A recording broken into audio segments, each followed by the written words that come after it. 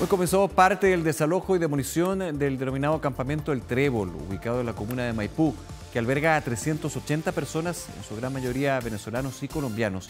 Para hablar de este y otros temas, estamos en contacto con el alcalde de Maipú, Tomás Bodanovich. Alcalde, ¿cómo está? Gracias por su tiempo. Hola Nicolás, ¿cómo estás? Muy buenas tardes. ¿Cuál es la evaluación en este primer día, porque va a tomar su tiempo, de lo que ha sido el desalojo de este campamento en la comuna, primero que todo? Sí, hoy día pudimos desarrollar el primer día de este operativo de erradicación y desalojo del campamento El Trébol. Este es un campamento compuesto por 110 familias y afortunadamente tuvimos bastante éxito. No solo logramos una intervención totalmente pacífica, no hubo ningún tipo de hecho de violencia ni de resistencia. Esto gracias a un trabajo previo de una intervención social bastante robusta por parte del municipio con acompañamiento a las familias, sino que además logramos avanzar en más de un 70% de lo que está planificado. En teoría este era un operativo que tenía que extenderse hasta el día viernes por la complejidad de la demolición de estas 110 viviendas, pero la colaboración de la familia y el buen desempeño de los equipos municipales nos va a permitir ya a fines del día de mañana poder tener completado este operativo y haber recuperado este importante sector de la comuna, trasladando a 110 familias y erradicando sus viviendas. Ah, ya, o sea, se acortan los tiempos que se habían anunciado preliminarmente. De 4 días se estaría haciendo en 2 días, digamos, todo este proceso. Sí, la planificación original eran 4 días de trabajos que no iban a tener con la rotonda cerrada y generando una importante congestión vehicular en camino a Melipilla, pero hoy día logramos avanzar muchísimo más rápido de lo que estaba presupuestado. Hubo un gran despliegue ahí de los equipos municipales y también una colaboración de las familias. Uno siempre en la planificación considera que puede haber algún tipo de imprevisto, de resistencia, de demora por parte de la familia, pero la verdad que al día de ayer ya 70 de las 110 familias habían abandonado voluntariamente y hoy día en la mañana las familias restantes también hicieron desalojo voluntario del sector. Yo creo que esto es algo que quizás hizo el operativo menos noticioso, vistoso, ya que no hubo resistencia ni ningún tipo de enfrentamiento, pero que habla de un muy buen trabajo. Este es un programa social que trabajamos como municipio durante varios meses, que contempló apoyos focalizados a aquellas familias que contaban con algún niño, niña o adolescente o persona en situación de discapacidad dentro del núcleo familiar, que consideró búsquedas de arriendos transitorios, apoyos bastante integrales, consideración también, por ejemplo, con las mascotas de cada una de estas familias y que nos permite el día de hoy haber desarrollado un ejercicio bastante pacífico, acordado con la familia y que logra su objetivo en menor tiempo del que estaba estipulado. Ahora, son más de 100 familias, obviamente con realidades distintas unas de otras, pero ¿dónde son reubicadas en este trabajo previo que usted ha mencionado? ¿Y cuánto, alcalde, demoró este trabajo previo liderado por el municipio? Sí, de las 110 familias que habitaban el campamento, 85 fueron foco de ayuda por parte del municipio. El resto de las familias, es decir, aquellas familias que no tenían niños, ni personas mayores, ni personas en situación de discapacidad, sencillamente fueron notificadas que tenían que abandonar el sector y buscar una alternativa por su cuenta, ya sea con redes de apoyos, con un arriendo financiado por las propias familias u otras alternativas que ellos manejaran, que efectivamente surgieron efecto y llevaron a cabo. El resto de las familias, que eran las 85, que sí eran foco de ayuda social, tenían un plan de acompañamiento del municipio, no sencillamente de traspaso de recursos. Esa no es la fórmula, no es que nosotros como municipio le entreguemos la plata a las familias, por así decir, para que ellas busquen arriendo, sino que es el municipio el que ubica un arriendo, el que genera un contrato con el propietario y hace el traslado de las familias, considerando también todo su enseres y propiedades, es decir, la municipalidad se preocupa de que la familia quede relocalizada y no sencillamente de financiar un arriendo. Eso es bien interesante. No es pasar la plata, sino que el municipio intermedie con la familia vulnerable para poder tener un arriendo, que sea un arriendo, digamos, razonable, porque ese ha sido el gran problema que se ha dado en nuestro país en los últimos años, no solamente ahora en el aumento que han tenido los arriendos, pero ya cuando hablamos de arriendos abusivos, justamente a familias completamente vulneradas. ¿Cómo se hace esa intermediación, digamos, del municipio con aquellos que pueden otorgar esta posibilidad, un techo para las familias que están que se han tomado estos terrenos? Sí, lo que nosotros hemos visto en otra experiencia es que si tú le traspasas directamente el dinero a las familias, corres dos grandes riesgos. Primero, que las familias usen ese dinero en otra cosa y no en un arriendo. Sí. Y segundo, que quizás no encuentren un arriendo, ya sea porque los precios no son suficientes o porque hay algún tipo de abuso por parte del arrendatario frente a una persona en condición de migración irregular. Por lo pronto, lo que hace el municipio en lugar de eso es contactar nosotros a los propietarios de los inmuebles, nosotros generar los contratos de arriendo directamente con ellos y nosotros preocuparnos del traslado de las familias y de sus enseres. Así, por una parte, garantizamos que las familias efectivamente queden relocalizadas y no hay un riesgo de retoma. Y por otra parte, que efectivamente podamos hacernos de un arriendo a un precio justo, ya que el poder de negociación de la municipalidad y la credibilidad y la confianza que da la municipalidad frente a un arrendador es mucho mayor que la que puede dar una familia migrante en condición irregular. Por tanto, esa fórmula ya nos permitió desalojar el campamento Japón a mitad de año, también de manera pacífica, donde hoy día vamos a construir el Parque Pajonal. Hoy día desalojamos el campamento El Trébol y tenemos que seguir avanzando. Recordemos que en ese espacio de la comuna, en el eje de camino a Melipilla con Pajaritos, cohabitan 4 campamentos. Claro. El Trébol es uno de estos 4 campamentos. La próxima intervención está planificada en el campamento Santa Marta. Antes del 11 de marzo es un compromiso de este gobierno también desalojar ese campamento. Lo estuvimos hablando hoy día con el delegado presidencial.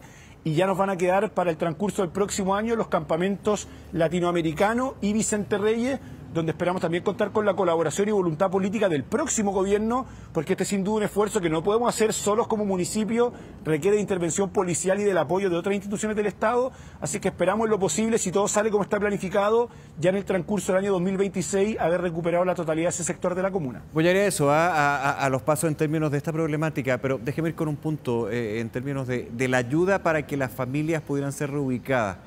En gran parte, no sé, usted ahí me corrige, en situación de migración irregular.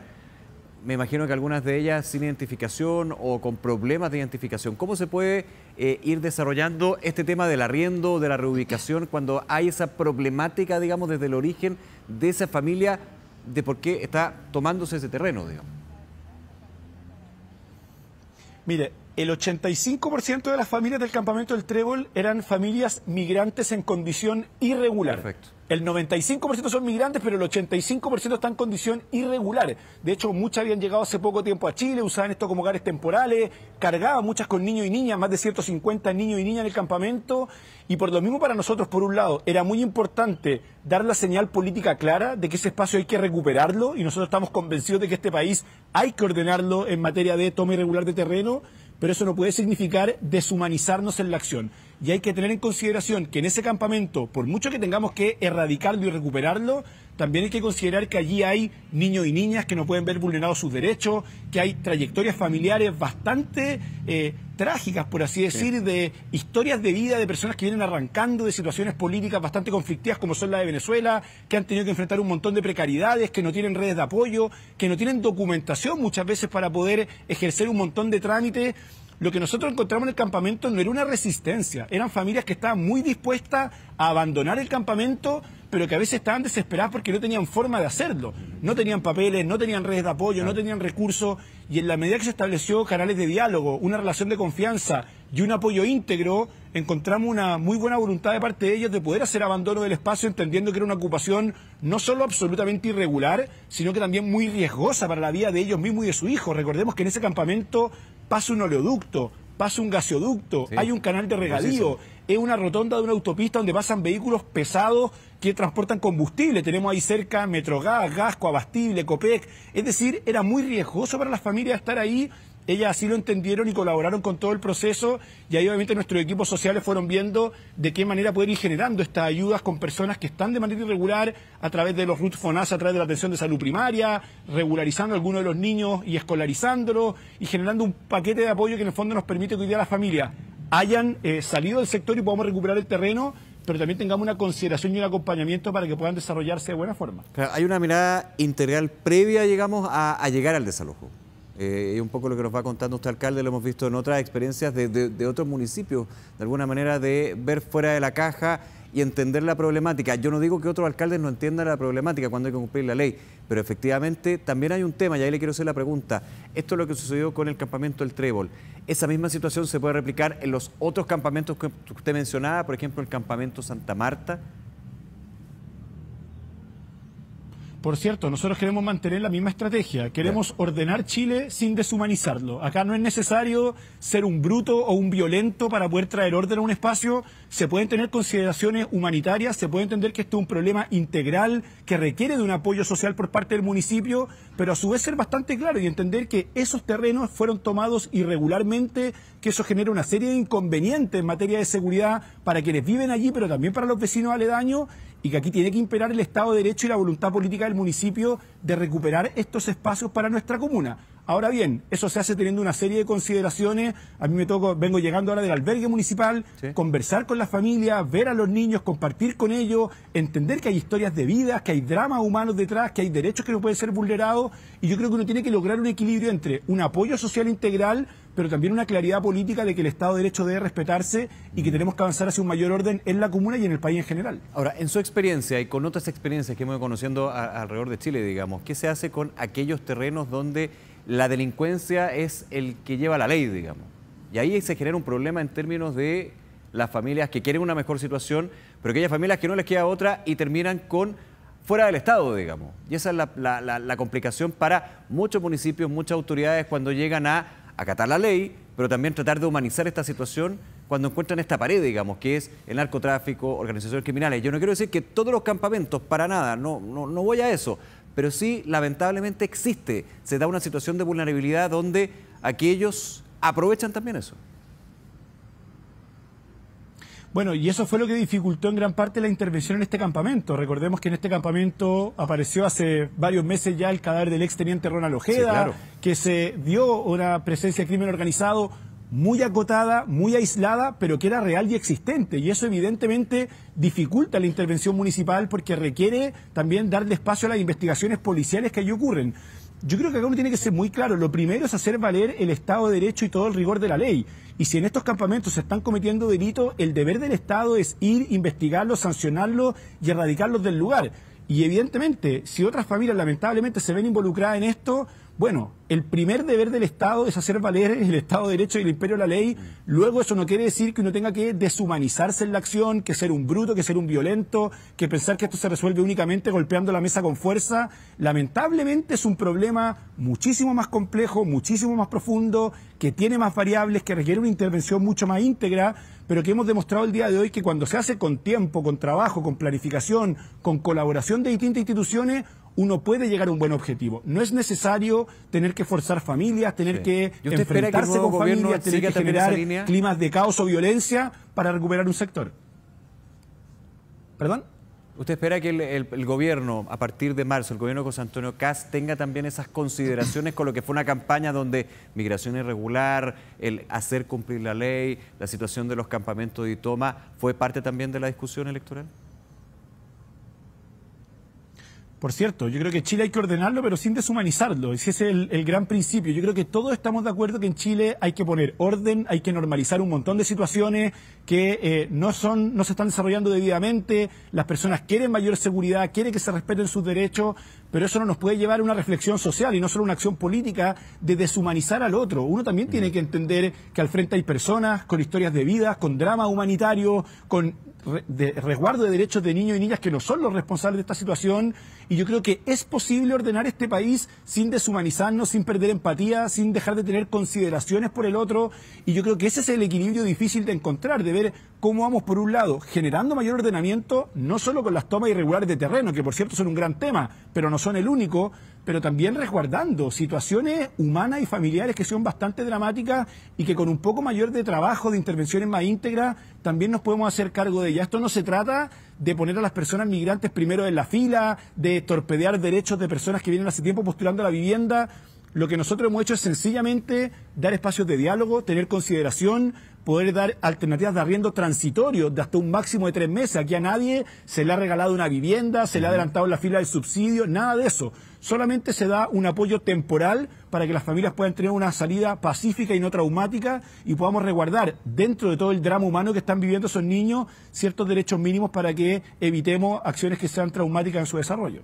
Sí, alcalde Bodanovich, en los minutos que nos quedan, aprovechando también de hablar de política con usted, agradeciendo el tiempo, Con el paso de los días, tras el domingo, la victoria de José Antonio Kast sobre Yanet Jara, que fuera su candidato, usted integró también parte de su comando, tuvo mala pata, hay que decirlo, la salud no le permitió estar muy activo en la campaña, pero igual estuvo presente ahí, mala pata literal, o caer en este caso. ¿Cómo lo analiza usted? ¿Qué falló? ¿Qué faltó? ¿Por qué gana la derecha o la ultraderecha, como dicen desde su sector, y no el oficialismo? Yo creo que el resultado electoral es bastante categórico y nos tiene que forzar a una reflexión bastante profunda, bastante autocrítica, donde yo espero que se haga con mucha humildad, con sentido de unidad, pero entendamos que esto no es solamente una derrota de la candidata Yanet Jara o que esto responde a algún hecho particular o algún escándalo del gobierno de turno. Yo creo que esto tiene que tener una revisión profunda sobre cómo estamos haciendo progresismo, cómo estamos conectando con la ciudadanía, cómo estamos fijando prioridades, cómo estamos siendo capaces de mostrarnos como una alternativa creíble que pueda resolver los grandes desafíos del país. Yo creo que la contundencia del resultado nos habla lamentablemente de una desconexión con las prioridades ciudadanas, de una falta de capacidad de poder resolverla. Y yo tiendo a pensar que no es que los valores progresistas hayan retrocedido en la sociedad chilena. Yo creo que la gran mayoría de los chilenos entiende que vivimos en un país sumamente injusto, sumamente desigual, que requiere de un Estado moderno, transparente, eficiente, que garantice derechos, que impacte de buena forma en la vida de la gente. Quizá el problema lo hemos tenido en cómo somos capaces de encarnar estos valores, de materializarlo en la vida de la gente, de generar credibilidad entre que nuestras propuestas o nuestras ideas pueden finalmente impactar de buena forma en la vida de las personas. Y ahí creo que tenemos un desafío mayor. Por de pronto nosotros desde los municipios lo que intentamos hacer es precisamente eso, hacer una gestión pública eficiente, transparente, creíble, que impacte la vida de la gente y demostrar que las ideas progresistas también pueden tener ejercicios de gobernanza exitosos que mejoren la vida de la gente. Lo hemos demostrado, creo yo, en Maipú, está pasando también en Viña del Mar, en Valdivia, en Peñalolén, en Valparaíso, y creo que por ahí está un poco la receta de hacer una revisión profunda, de abocarnos a hacer bien la pega y demostrar con hechos concretos más que con palabras que sí somos capaces de mejorar la vida de las personas a través de la política. Sí, usted habla de una desconexión con la ciudadanía y entender y hacer un análisis con respecto a qué pasó en ese sentido. Una desconexión que comienza cuando, por ejemplo, le hago la pregunta, ¿el Frente Amplio llega a ser gobierno, llega a la moneda, llega al gobierno central?